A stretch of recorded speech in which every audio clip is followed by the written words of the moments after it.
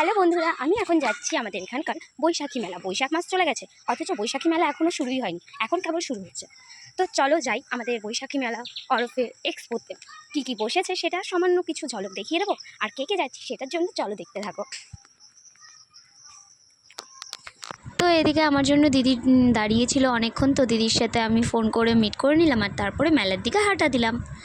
আর এই যে আমাদের মেলা, তো এক্সপো মেলাতে আমরা ঢুকে গেছি। আর এখানে কিন্তু এক্সপোতে অনেক কিছু এসছে, বাচ্চাদের অ্যাট্রাকটিভ অনেক জিনিস এসছে, বড়দের অ্যাট্রাকশনেরও অনেক জিনিস। আর এই নাগরদোলা দেখলে তো আমার প্রচণ্ড ভয় করে, আর আমি কোনোদিন উঠতেও পারি না। বাট এখানে জাম্পিংয়ের পেছনের ওয়েদারটা আমার এতটা ভালো লেগেছে যে সেটা না তুলে পারলামই না। আর এদিকে কিন্তু মোমো ফুচকার দোকান ছিল, এদিকে সব খাবারের স্টল ছিল, বাচ্চাদের খেলনার স্টল, আর ওদিকে ছিল মেলাটা। তো এদিকে দেখতে পাচ্ছ খাবারের স্টলে কত ভিড়। তো আমরা ফটাফট এখানে খাবার দাবারের কাছ থেকে সরে গেলাম, কারণ আমাদের তো মেন জিনিস কেনা ছিল।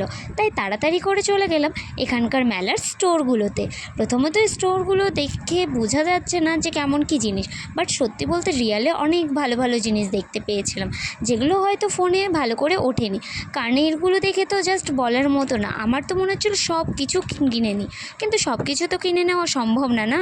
তো তারপরে আমরা চলে আসলাম একদম মেলা ঘুরে, প্রায় 380 টাকার বাজার করে। তার থেকে বড় কথা, কে যে মনে করছিল এমন তালিয়ে গেল, একেবারে নাজেহাল অবস্থা। তো যাই হোক, বাড়ি থেকে যাওয়া যাক।